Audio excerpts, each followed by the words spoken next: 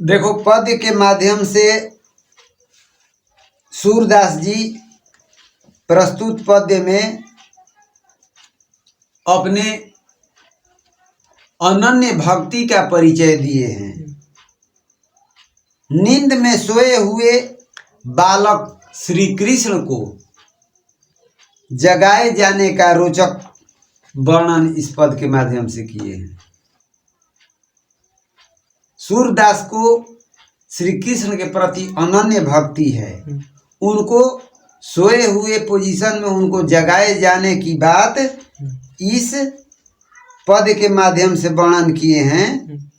उक्त पद में दुलार भरे कोमल मधुर स्वर में, दुलार भरे हुए कोमल मधुर स्वर में सोए हुए बालक कृष्ण को भोर होने पर जगाने का यह पद प्रस्तुत किए हैं कि हे ब्रजराज, भोर हो रही है, जागिए।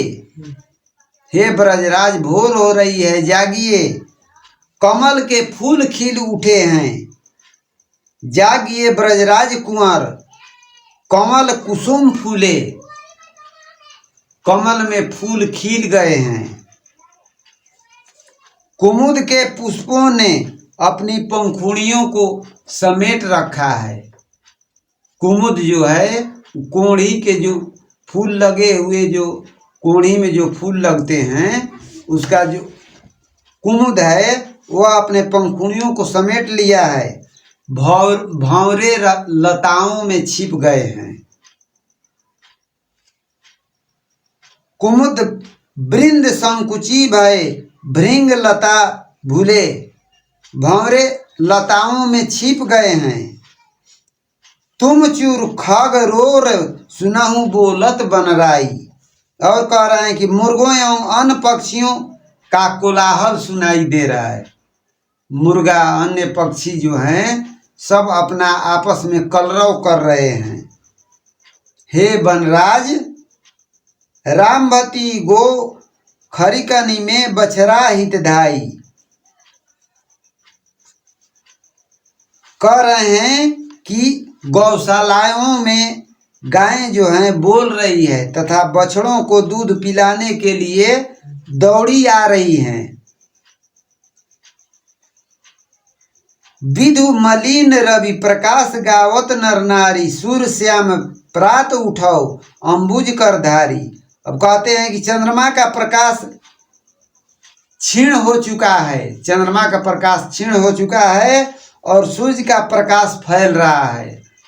चारों तरफ सूर्य का प्रकाश फैल रहा है। नर और नारी भजन कीर्तन गा रहे हैं। नर नारी सभी भजन कीर्तन गा रहे हैं। हे कृष्ण, हे श्याम, अब जागिए, सवेरा हो गया। भगवान श्री कृष्ण को जगा रहे हैं सूरदास जी कि हे कृष्ण, हे श्याम, अब जागिए, भोर हो गया। इस प्रकार कवि बालक कृष्ण को प्रातः के समय में नींद से जागने का अत्यंत, उनको नींद से जगाने का अत्यंत रोचक वर्णन कर रहे हैं। प्रातः काल का रमणीक, स्वाभाविक एवं सजीव वर्णन इन पंक्तियों में वर्णित किए हैं।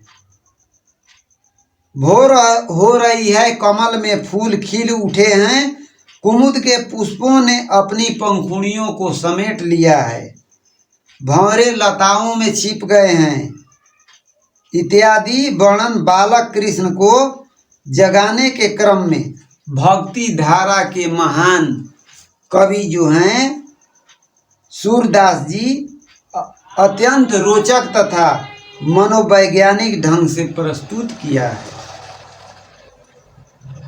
प्रकृति का स्वाभाविक तथा युक्ति युक्त चित्रण सराहनीय है।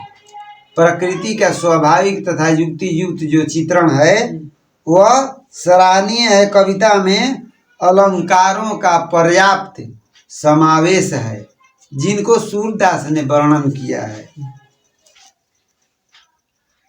आगे कह रहे हैं कि प्रस्तुत पद्य में बालक श्री कृष्ण को जगाते हुए, उनको जगाने के ही क्रम में कह रहे हैं कि बालक कृष्ण नंद बाबा की गोद में बैठकर जब खा रहे हैं, कुछ खा रहे हैं, कुछ भूमि पर गिरा देते हैं। इस प्रकार उनके भोजन करने का ढंग से प्राप्त होने वाली शोभा को माँ यशोदा जो है, नंद की पत्नी माँ यशोदा, वही कहते हैं कि जेवत श्याम नंद की कन्या, है ना, तो भोजन परोसती हैं, बर्तन में लाकर उनको भोजन परोसती है। और वहीं कछु के खात कछु धरनी गिरावत, भगवान श्री कृष्ण नंद बाबा की गोद में बैठे हुए हैं, कुछ खा रहे हैं, कुछ धरनी गिरावत, कुछ धरती पर गिरा रहे हैं। छवि निरखती नंद रनिया, इनकी इस छवि को निरख रही है, देख रही है। नंद बाबा की रानी जो है वह देख रही है उनके इस छवि को, अत्यंत प्रमुदित भाव से देख रही है, आनंदित भाव से देख रही है। और क्या, बड़ी बड़ा बेसन बहु भातिनी व्यंजन विविध अंगनिया, और क्या कर रही है कि बेसन से बनी बड़ी बड़ा विभिन्न प्रकार के अनेक व्यंजन को अपने हाथों द्वारा खाते हैं, कुछ छोड़ देते हैं। मिट्टी के पात्र में, दोनी उसको कहा जाता है, मिट्टी के पात्र में रखी हुई दही में विशेष रुचि ले रहे हैं। मिट्टी के बर्तन में रखी हुई दही जो है उसमें विशेष रुचि ले रहे हैं। डारत खात लेत अपनाए कर रुचि मानत दधी दोनिया, दोनी में दही लिए हुए हैं। दोनी मतलब मिट्टी के पात्र, मिट्टी के पात्र में रखी हुई दही को विशेष रूप से उसमें रुचि ले रहे हैं। उन्हें दही अति स्वादिष्ट लग रहा है।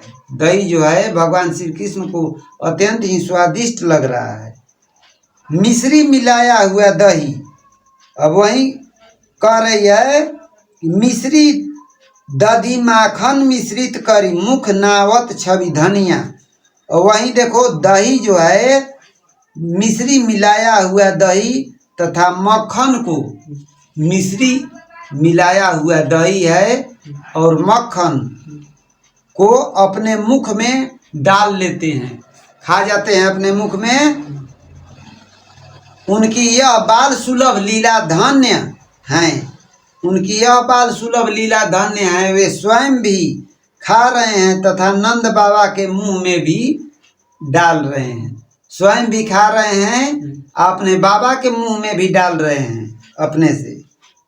यह शोभा अवर्णीय, और यशोदा माँ, यह शोभा अवर्णीय अर्थात इस शोभा के आनंद का वर्णन नहीं किया जा सकता।